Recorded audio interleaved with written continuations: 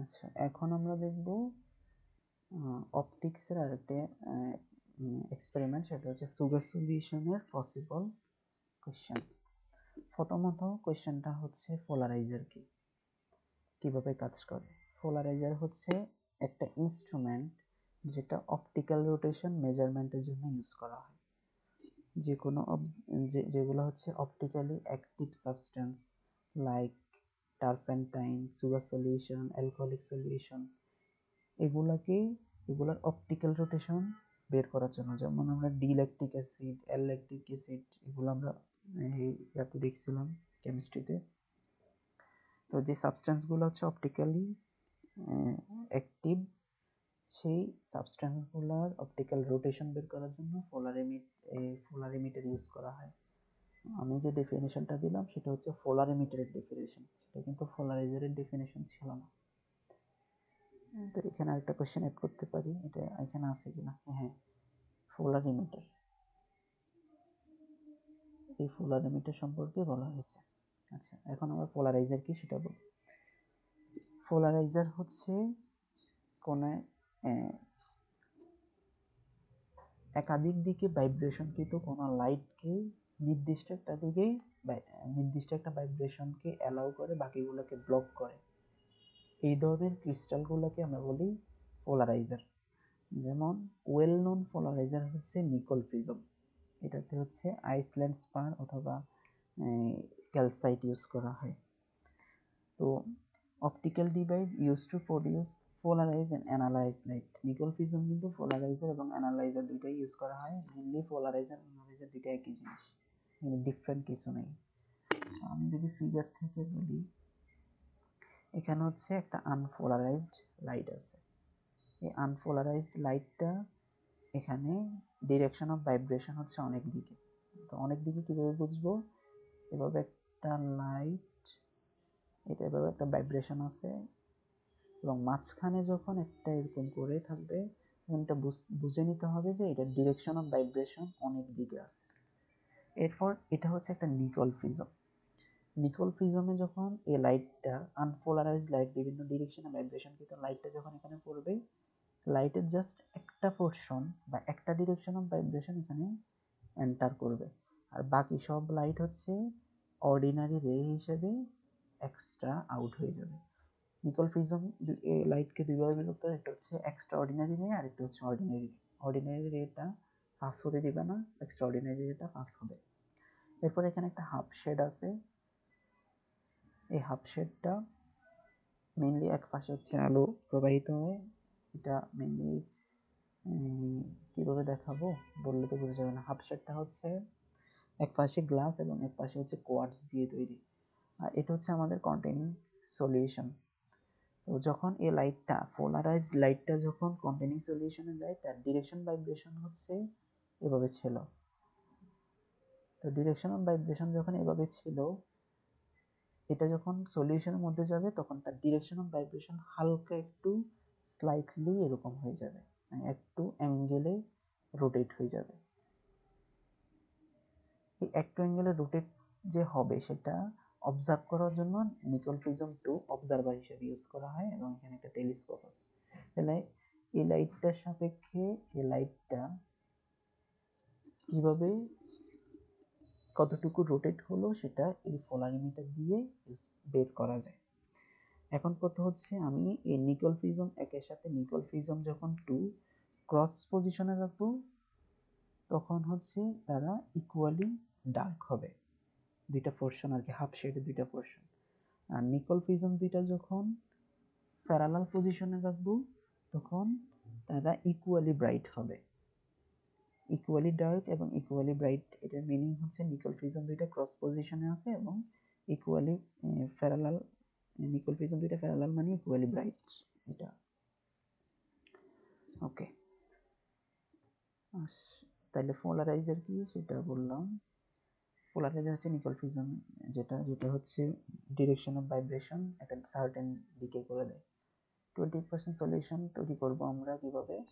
প্রথম হচ্ছে একটা বিকার নিয়ে সেখানে 20 গ্রামের সুগার নিব, এরপর পানি দিয়ে সেটাকে 100 ml করে নিব।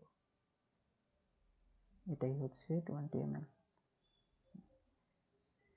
প্রথমে হচ্ছে 20 গ্রামের 20 গ্রাম সরি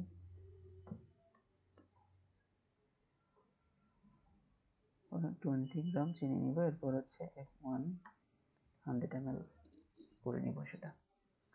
সুগার দিলে সলিউশনের ভলিউম চেঞ্জ হবে কিনা, এটা কোন পারপাস ইকুয়েশনটা করছে সেটা জানা দরকার।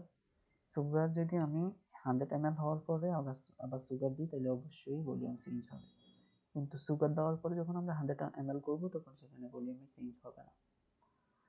লাইটের কি ফেনোমেনা এখানে হয়েছে? লাইটের আমরা জানি তিনটা ফেনোমেনা ওয়েল ডিফাইন, সেটা হচ্ছে লাইটের ইন্টারফারেন্স আছে, এরপরে হচ্ছে ডিফ্র্যাকশন আছে, ডিসপারশন আছে, পোলারাইজেশন আছে। আমরা এখানে লাইটের পোলারাইজেশনটা ইউজ করা হচ্ছে এই ফেনোমেনাটা আর কি। এছাড়া আর কি কি ফেনোমেনা আছে আমরা বলছি, ইন্টারফারেন্স, ডিফ্র্যাকশন, এরপর হচ্ছে ডিসপারশন আছে। ইন্টারফারেন্সের শর্ত কি? ইন্টারফারেন্সের শর্ত হচ্ছে কোয়ারেন্ট সোর্স হতে হবে, তাদের ফেজ ডিফারেন্স নিয়ারলি ইকুয়াল হতে হবে, এরপর এছাড়া অনেকগুলো আছে কিন্তু এটা হচ্ছে মেইন ডিফারেন্স, হচ্ছে মেইন কন্ডিশন হচ্ছে এটা কোয়ারেন্ট সোর্স হতে হবে। কনস্ট্রাকটিভ ইন্টারফারেন্সের জন্য পাথ ডিফারেন্স কত হতে হবে? আচ্ছা, কনস্ট্রাকটিভ ডিস্টার্বিং হওয়ার জন্য পাথ ডিফারেন্সের কোনো ভূমিকা নেই। আমরা জানি এখানে একটা স্ক্রিন যদি থাকে, এখানে হচ্ছে স্লিটগুলা থাকবে, তাহলে এখান থেকে একটা হলো ধরলাম এখানে ফুললো এবং একটা হলো এখান থেকে এখানে ফুললো, তাইলে এখানে একটা লম্ব টানলে তাইলে এতটুকু পোর্শনটা, আমি কালারটা চেঞ্জ করি, এই এতটুকু পোর্শনকে আমরা বলতেছি পাথ ডিফারেন্স। তাহলে পাথ ডিফারেন্সের উপরে ফেজ ডিফারেন্স চেঞ্জ, আমরা জানি phase difference is equals to 2π by lambda into path difference. তাহলে পাথ ডিফারেন্সের উপরে কনস্ট্রাকটিভ ডেক্সটাপে নির্ভর করতেছে, আর পাথ ডিফারেন্স ফেজ ডিফারেন্সটা উপরেই কনস্ট্রাকটিভ হবে নাকি ডিস্ট্রাকটিভ হবে সেটা নির্ভর করতেছে, আর ফেজ ডিফারেন্স হয় মূলত পাথ ডিফারেন্সের কারণে।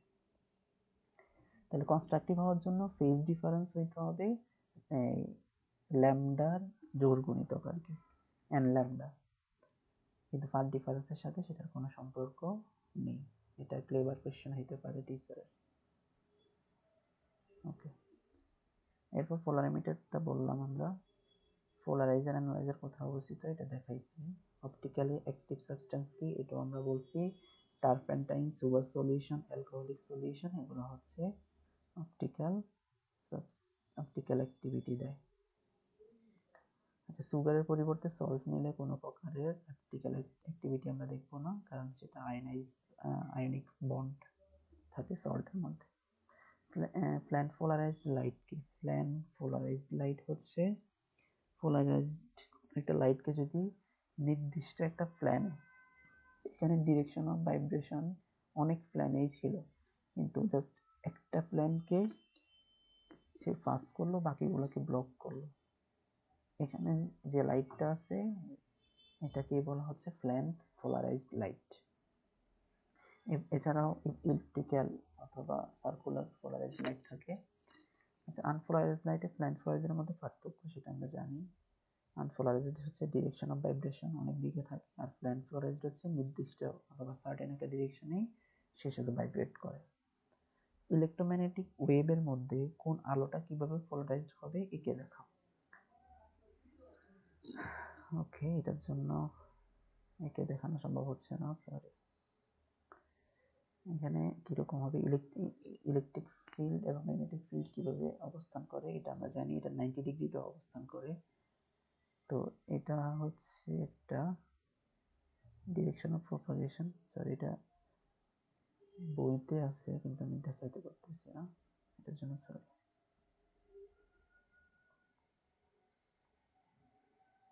এটা নিকল প্রিজম, নর্মাল প্রিজমের মধ্যে পার্থক্য হচ্ছে নিকল প্রিজম লাইটকে পোলারাইজড করতে পারে, নিকল প্রিজম পোলারাইজার অ্যানালাইজার হিসেবে কাজ করে, আর নর্মাল প্রিজম হচ্ছে লাইটকে শুধু ডিফ্র্যাক্ট করে এবং লাইটের বিভিন্ন এক্সপেরিমেন্ট করা যায়।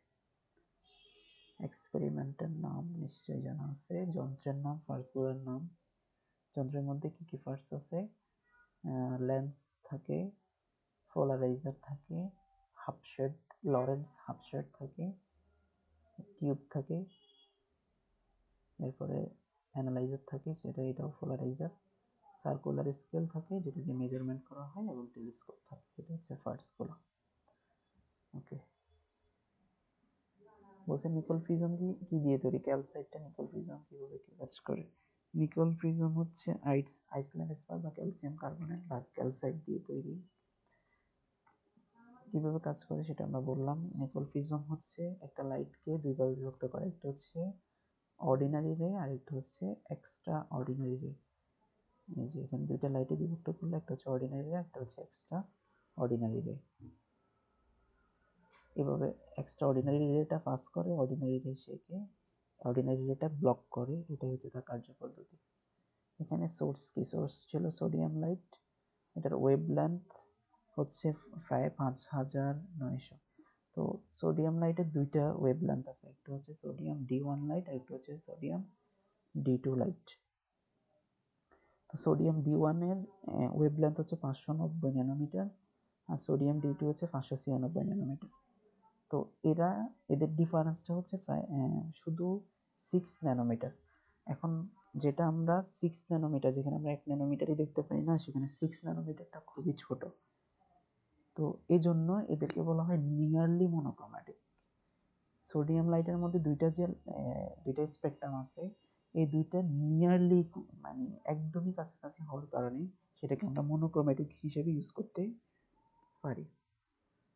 তাহলে দুইটা ওয়েভলেন্থ থাকার কারণে এই জন্য এটা মনোক্রোম্যাটিক, কারণ এদের মধ্যে ডিফারেন্স মাত্র 6 ন্যানোমিটার বা 0.6 angstrom, sorry 60 angstrom. Specific rotation কাকে বলে? স্পেসিফিক রোটেশন হচ্ছে যদি ডেফিনিশন হিসেবে বলি, rotation per unit concentration and per unit length. প্রতি একক দৈর্ঘ্যে প্রতি একক কনসেন্ট্রেশনে কতটুকু রোটেশন হয় সেটাই হচ্ছে স্পেসিফিক রোটেশন। মানে স্পেসিফিক রোটেশনটা হচ্ছে angle divided by angle of length এবং কনসেন্ট্রেশন। মেইনলি এটাই বলবো যে angle of rotation produced by the optically active substance per unit concentration per unit length. Okay, টিউবের লেন্থ কত সেটা আমরা মেজার করে নিব এক্সপেরিমেন্ট। তো এখান থেকে আর কোনো কোশ্চেন আসার কোনো সম্ভাবনা নাই, মোটামুটি সব কিছু কভার হয়েছে। তো থ্যাংক ইউ সবাইকে, আসসালামু আলাইকুম।